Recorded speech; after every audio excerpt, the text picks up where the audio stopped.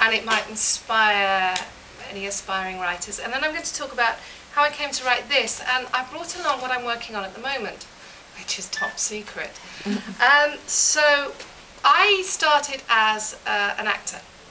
I trained and I worked sometimes, and I don't know if any of you act, but it's not the most consistent income in the world.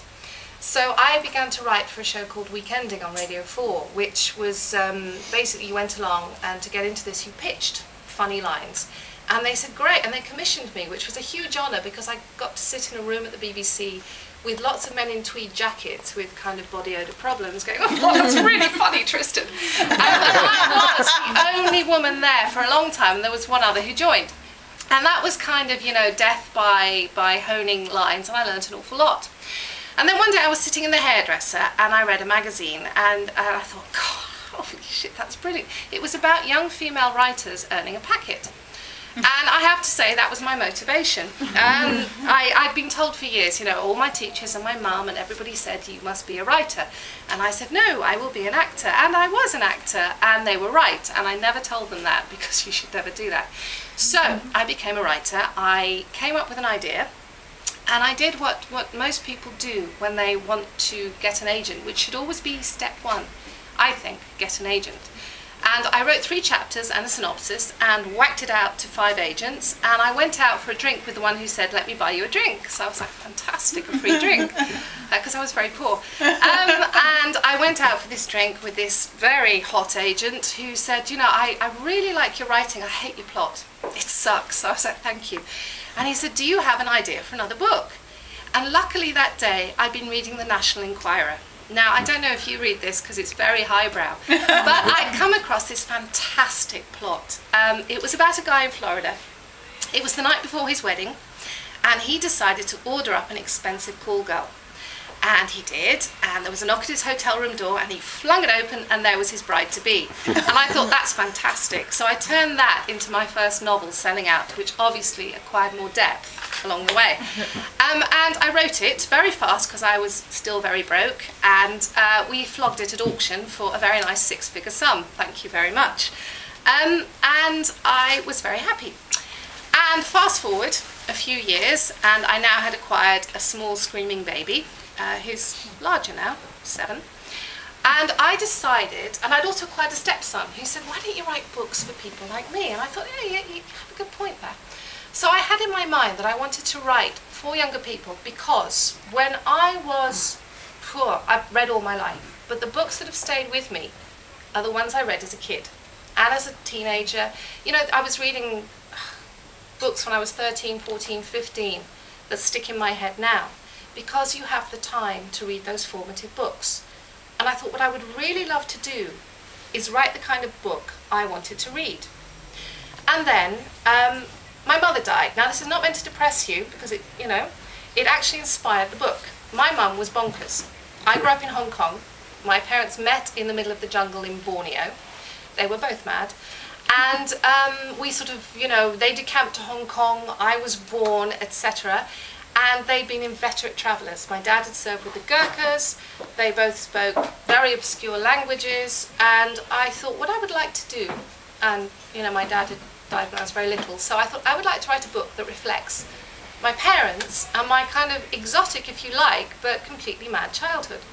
So I came up with an idea that was set in the Himalayas, which I love, and reflected both my parents. And I guess the heroine is me. You know, you always say to a writer, it's you, isn't it? And they always go, no, no, no, it's just parts of me. Actually, she is me. She was me when I was 13, 14, which is where I think most writers are stuck an awful lot of the time. I don't mean you, Joseph. Or you, Kate. Anyway, so I thought I would write the book that reflected me and parts of me, but I also thought I wanted a real kick-ass adventure, because there are too many girls' books that are dead fluffy. And even if they're not fluffy, they are marketed with a bright pink cover with little sparkly bits on it. And I thought, no, I'm going to come up with a girl who you couldn't possibly give a pink cover to. So I came up with a goddess who was kidnapped from a kingdom that kind of resembled Shangri-La, ended up in Manhattan, integrated with the locals in the Bronx, fell in love with a guy called Chico, had a pet vulture as her best mate, beat off several vicious kidnappers and found her mother's murderer. And her name's Kamari. And I'm going to read you a little bit from Kamari, but then what I'm going to do is read you a bit from my work in progress. Because this, I'm going to tell you a bit about this now because I'd like to then get into the reading. This is another very strong heroine. It's a girl who, her dad was in the SAS and she was brought up by her dad on his own. So she basically became, if you like, the son that he never had. And to research this book, I spent a weekend in the Brecon Beacons with 20 hunky men in a tent with absolutely no sleep because I had to run around with an AK-47 for 2 days. I suffered horribly for my art.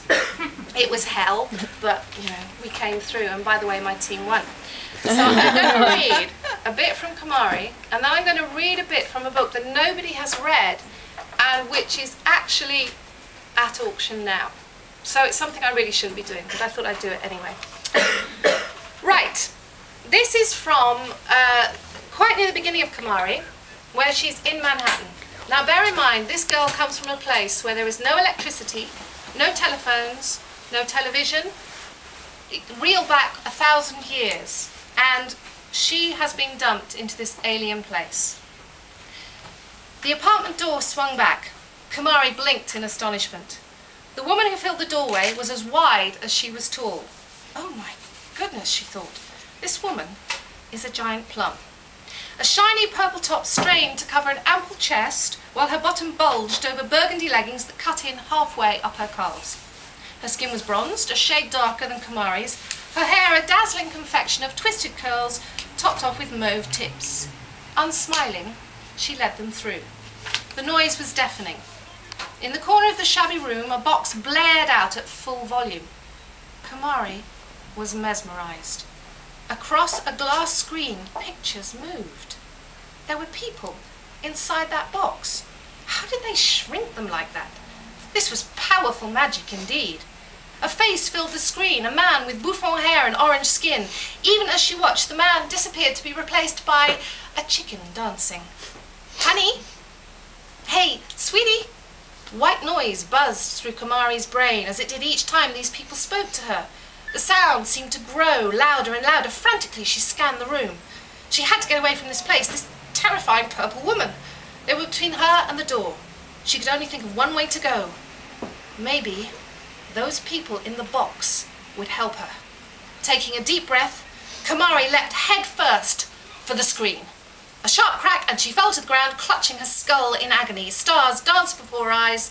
The room whizzed round and round. She could feel herself falling down, down, giving into darkness once more. She leapt into the telly. Right.